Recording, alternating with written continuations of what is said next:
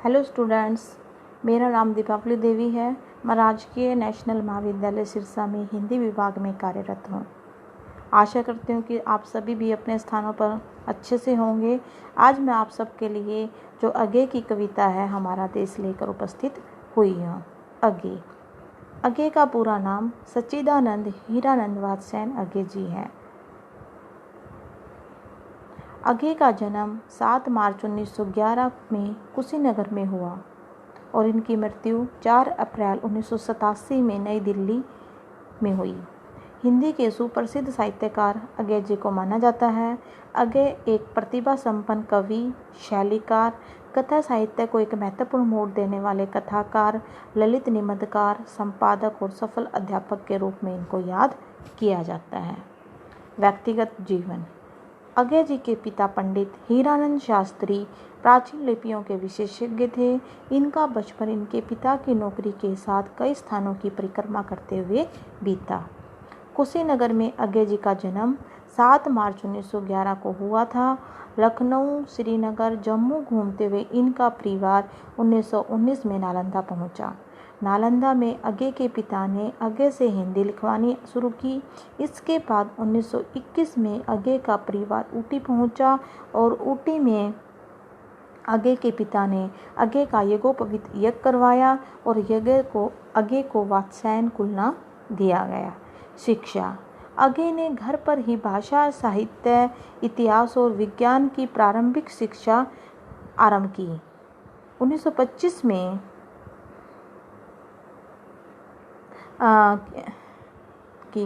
1925 में अगे ने मैट्रिक की और प्राइवेट परीक्षा पंजाब से उत्तीर्ण की। इसके बाद 2 वर्ष मद्रास क्रिश्चियन कॉलेज में एवं 3 वर्ष फार्मर कॉलेज लाहौर में संस्थागत शिक्षा प्राप्त करते रहे। वहीं बीएससी अंग्रेजी में एमए पूर्वार्ध पूरा किया। इसी बीच भगत सिंह के साथी बने और 1930 में गिरफ्तार हो गए। कार्यकाल। अगे ने 6 वर्ष जेल और नज़रबंदी भोगने के बाद 1936 में कुछ दिनों तक आगरा के समाचार पत्र सैनिक के संपादन मंडल में कार्य किया और बाद में 1937 से 1939 में विशाल भारत के संपादकीय विभाग में कार्य किया। कुछ दिन ऑल इंडिया रेडियो में रहने के बाद अगे 1943 में सैन्य सेवा में प्रविष्ट हुए। 1946 में सैन्य सेवा से मुक्त होकर वह शुद्ध रूप से साहित्य में लग गए। मेरठ और उसके बाद इलाहाबाद और अंत में दिल्ली को उन्होंने अपना केंद्र बनाया। उनकी रचनाएं। अगे का जो कृतित्व है बहुमुखी रहा है। वह अपने समृद्ध अनुभव की सहज परिणति को हमेशा सहज कर रखता रहा है। अगे की जो प्रारंभ की रचनाएं हैं अध्ययन की गहरी छाप हमारे दिल में अंकित करती हैं, या जो प्रेरक व्यक्तियों से शिक्षा की जो गहराई का स्पर्श हमें देती हैं।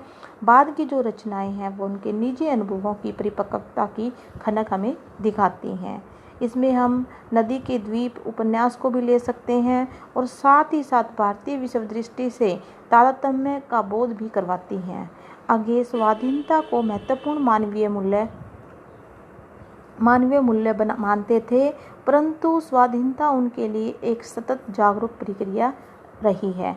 अगे ने अभिव्यक्ति के लिए कई विधाओं, कई कलाओं, भाषाओं का प्रयोग किया है, जैसे कविता, कहानी, उपन्यास, नाटक, यात्रा वृत्तांत, व्यक्तिक निबंध, वैचारिक निबंध और आत्मचिंतन, अनुवाद, समीक्षा, संपादन आदि। उपन्यास के क्षेत्र में शेखर एक जीवनी हिंदी उपन्यास की एक कीर्ति स्तंभ बनी है। शेखर एक जीवनी, अपने अपने अजनबी, नदी के द्वीप, छाया, मेखल और बीनू भगत उनके अपूर्ण उपन्यास हैं। इसके साथ ही जो उनके कहानी संग्रह में परंपरा, कोठरी की बात, शरणार्थी और काव्य संग्रह में हरिघास पर क्षण भर, कितनी नाव में कितनी बार, क्योंकि मैं उसे जानता हूँ, ऐसा कोई घर आपने देखा है। पुरस्कार। अगे को भारतीय पुरस्कार, अंतर्राष्ट्रीय गोल्डन रिथ पुरस्कार आदि के अतिरिक्त साहित्य अकादमी पुरस्कार 1964 में और ज्ञानपीठ पुरस्कार 1978 से उनको सम्मानित किया गया है। आंगन के पार द्वार पर उनको साहित्य अकादमी पुरस्कार मिला था और कितनी नाव में कितनी बार पुस्तक पर उन्हें ज्ञानपीठ पुरस्कार से नवाजा गया है। 1987 को प्रातःकाल हृदय गति रुकने के कारण अगे जी का देहांत हो गया था। अब आइए हमारा देश जो कविता है अज्ञे जी की, हमारा देश। हमारा देश कविता भारतीय संस्कृति और भारतीय लोक जीवन और नगरीय जीवन का बड़ा सुंदर चित्र अंकित करती है, जिसमें साधारण जनता सामान्य घरों में रहकर आनंदपूर्ण जीवन व्यतीत करती है। इसके विपरीत नगरों के लोगों की जो जीवन शैली है वो भारतीय जो ग्रामीण लोगों से थोड़ी सी भिन्न है। उसको अज्ञे जी ने बड़े सुंदर तरीके से प्रदर्शित किया है। यह कविता अज्ञे जी ने 6 फरवरी 1949 में लिखी, रांची में एक बस में लिखी। जब वो झारखंड जा रहे थे तो रास्ते में उनको वहाँ पे उन्होंने हरियाली देखी, उन्होंने भारत के लोगों आदिवासी समाज को देखा। उनको देखकर उनके मन में आया कि मैं एक छोटी सी कविता लिखूं, और उन्होंने बाद में उसका नाम क्या रखा था, हमारा देश, हमारा देश। और ये जो कविता है ये आदिवासी समाज के ऊपर लिखी गई है। वैसे तो कवि चाहते तो इसका नाम, अज्ञे जी चाहते तो इसका नाम हमारा देश की जगह मेरा देश भी लिख सकते थे, लेकिन मेरा देश लिखने से इस कविता का जो अर्थ है वो संकुचित हो जाता, और यहाँ पे कवि ने इस कविता का नाम मेरा देश लिखने की बजाय हमारा देश रखा है। और ये कविता है मूल रूप से क्योंकि झारखंड से ये बिलोंग करते हैं, रांची उधर उत्तर प्रदेश में, तो ये क्या है, इन्होंने आदिवासी समाज को माध्यम बना के कविता लिखी है। और इसकी शुरुआत कैसे की है, इन्हीं से, इन्हीं तणफूस छप्पर से ढके ढूलमूल गवारों, झोपड़ों में ही हमारा देश बसता है। इन्हीं के ढोल मांदल बांसुरी के उमगते सुरों में हमारी साधना का रस बरसता है। इन्हीं के मरम को अनजान शहरों की ढकी लोलुप विशाली वासना का साप ढसता है। इन्हीं में लहरती अल्हड़ अयानी संस्कृति की दुर्दशा पर सभ्यता का भूत हंसता है। अज्ञे जी ने बड़ी सुंदर छोटी सी एक कविता लिखी है। उसमें इसकी शुरुआत उन्होंने किससे की है, इन्हीं से। वैसे तो हमारा देश जो अज्ञे जी की एक सुप्रसिद्ध लघु कविता है, इसमें उन्होंने ग्रामीण जीवन का अत्यंत ही सजीव चित्रण प्रस्तुत किया है, और भारत की वास्तविक संस्कृति ग्रामीण जीवन में ही देखी जा सकती है। क्योंकि जो ये कविता है ये 1949 में लिखी गई थी, और तभी हमारा देश आज़ाद हुआ था। तो उस समय भारत की बहुत ज़्यादा प्रतिशत जनसंख्या गाँव में ही निवास करती थी। इसलिए कवि जी ने यहाँ पे ये लिखा है कि झोपड़ों के अंदर या अर्थात गाँव के अंदर ही हमारा देश बसता है। किंतु आज जो ग्रामीण सभ्यता है उस पे नगरीय संस्कृति का ग्रहण लगता जा रहा है। कवि ने भारत देश का वर्णन करते हुए बताया है कि जो घास फूस के छपरों से ही जो क्या है, झोपड़ों में हमारा देश बसता है, और जो वहाँ के जो लोग हैं वो क्या हैं, सीधे साधे गंवारों हैं। देशवासियों के पास रहने के लिए सीमित साधन है या कम मकान है, और ये लोग जब प्रसन्न होते हैं तो ढोल मांदल बांसुरी बजाते हैं, और उसमें ही आनंद की अनुभूति लेते हैं। इन्हीं भोले भाले लोगों के मर्म को नगरों की वो जो ढकी लोभ से या जहरीली वासना का सांप उन्हें डसता रहता है। अनेक भोले भाले ग्रामीण शहरों में आकर बस जाते हैं, और वो यहाँ पर भोली भाली जो अनजान संस्कृति पर नगरीय सभ्यता का भूत उनको हंसता हुआ दिखाई देता है। ग्रामीण संस्कृति आज भी नगरीय भौतिकवादी संस्कृति से प्रभावित हो रही है। यहाँ पे भारतीय ग्रामीण जीवन का बड़ा सुंदर यथार्थ चित्रण अज्ञे जी ने किया है, और साथ में क्या है, ग्रामीणों के मनोरंजन के साधनों के बारे में भी बताया है कि उनको सीमित साधनों के साथ भी वो सुख और आनंद अनुभव कर लेते हैं। शुद्ध साहित्यिक भाषा का उन्होंने सफल प्रयोग किया है। मुक्त छंदों का प्रयोग अज्ञे जी ने यहाँ पे किया है।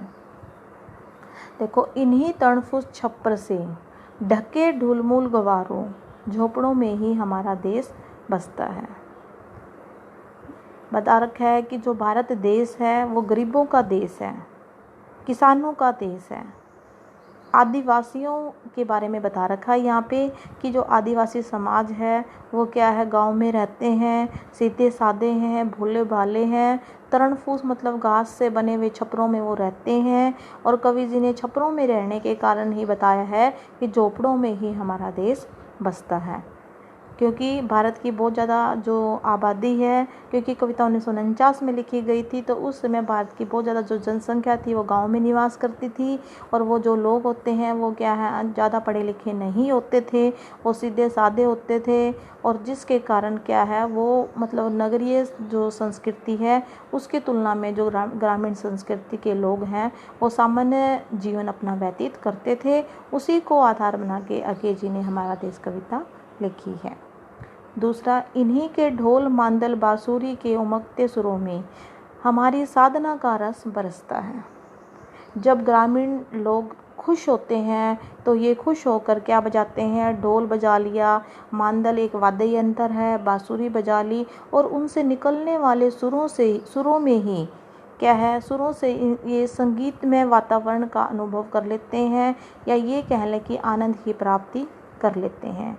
गांव के लोग हैं, उनके पास ज़्यादा पैसा नहीं होता, कोई बड़े बड़े आधुनिक यंत्र नहीं होते, इसलिए जब वो खुश होते हैं तो केवल वो ढोल मांदल बांसुरी या कोई भी त्यौहार आता है, इस तरह वो सभी इकट्ठे होकर एक छोटे से प्रोग्राम का आयोजन कर लेते हैं और सभी मिलकर ढोल वाद्य यंत्र बांसुरी बजाते हैं और खुश होते हैं, और खुश में ही वहाँ पे आनंद की अनुभूति उनको हो जाती है। इन्हीं के मर्म को अनजान शहरों की ढकी लोलुप विशैली वासना का सांप डसता है। यहाँ पे हर स्टंजे में अज्ञे ने इन्हीं लिख रखा है। इन्हीं के मतलब यहाँ पे आदिवासी समाज के ऊपर लगा लो या क्या है ग्रामीण संस्कृति पे लगा लो, इन्हीं हर स्टंजे में इन्हीं से शुरुआत करके इन्हीं के मर्म को अनजान, और दूसरी इन्हीं के रहस्य से अनजान, इनकी खुशी से अनजान जो शहरी लोग हैं वो क्या है, ललचाई भरी आँखों से ग्रामीण लोगों को देखते रहते हैं, और वो विषैली वासना का जो सांप है, अर्थात वो अपने कर्मों के द्वारा जैसे जो प्रदूषण कर रहे हैं, पेड़ काट रहे हैं, वो किसी और को नहीं डस रही, वो गांव के लोगों को डस रहे हैं। और दूसरी बात ये भी है कि जो गांव के लोग हैं वो भी, उनको भी क्या है, जो भारतीय जो शहरी संस्कृति है वो क्या दिखाई देती है कि वहाँ पे क्या है, प्रकाश ही प्रकाश है, और उनकी आँखें अंधकार में वातावरण को कम देख पाती हैं या नहीं देख पाती हैं, और वो केवल शहरी संस्कृति की चकाचौंध में डूब जाते हैं, और उनके मन में भी ये भाव आता है कि वो भी गाँव को छोड़कर शहर में आ जाएं, ताकि वो भी वहाँ से प्रकाश ही प्रकाश में अच्छे से अपना जीवन यापन कर सकें। इसलिए क्या लिख रखा है, इन्हीं के रहस्य को अनजान शहरों की ललचाई भरी आँखें भी विषैली वासना का सांप रूपी जो डंक है या प्रदूषण जो वो करते हैं, पेड़ कट रहे हैं, उनका सीधा सीधा असर किस पे होता है, गांव के लोगों पर होता है। या यहाँ पे ये कह लो कि जो गांव के लोग हैं वो भी ग्रामीण सभ्यता को छोड़कर वो शहरों में आने के लिए आतुर हो जाते हैं। इन्हीं में लहरती अल्हड़ अयानी संस्कृति की दुर्दशा पर सभ्यता का भूत हंसता है। ग्रामीणों की लहरती उमड़ती मस्त अनजान और भोली भाली संस्कृति की दुर्दशा पर शहरी सभ्यता का भूत हंसता रहता है। कहने का भाव है कि शहरी भौतिकवादी सभ्यता के विकास के प्रभाव के कारण ग्रामीण संस्कृति नष्ट होती जा रही है।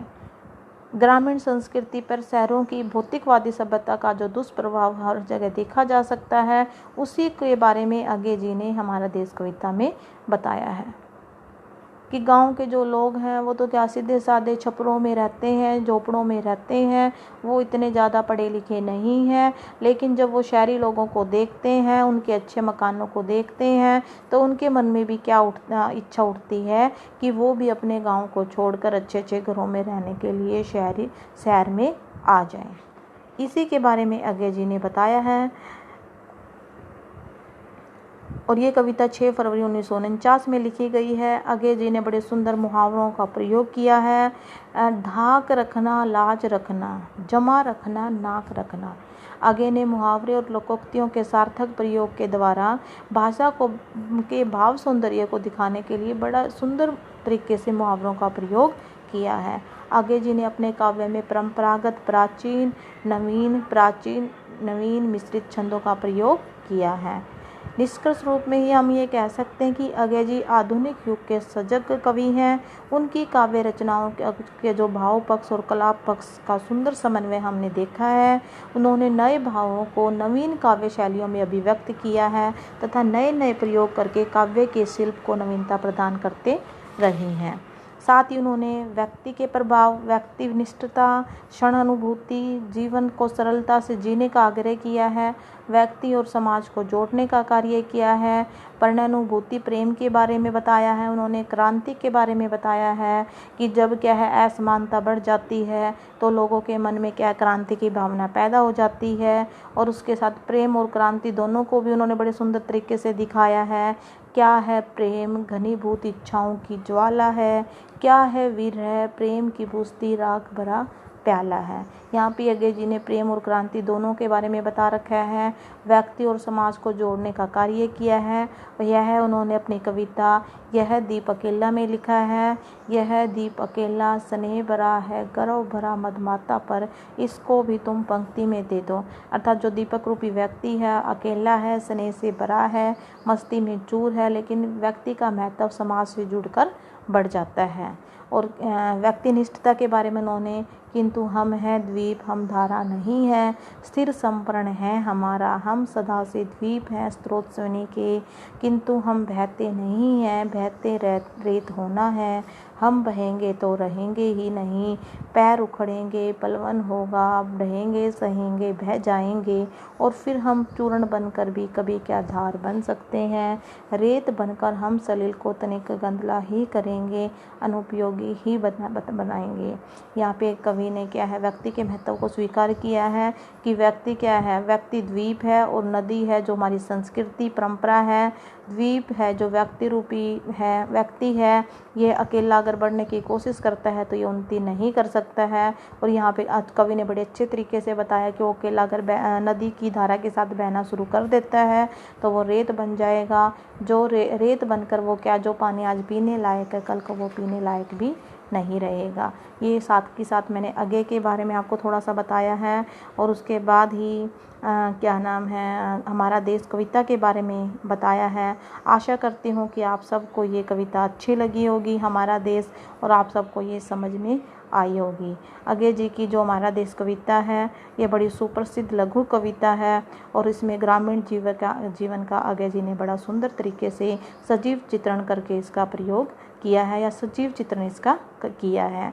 और भारत की वास्तविक जो संस्कृति है ग्रामीण जीवन में ही देखी जा सकती है, लेकिन आज हमारी जो ग्रामीण संस्कृति है उस पर नगरीय संस्कृति का ग्रहण लगता जा रहा है। नमस्ते दोस्तों, आशा करती हूँ कि ये कविता आपको समझ में आई होगी। नमस्ते जी, फिर मिलते हैं। Bye bye, good bye.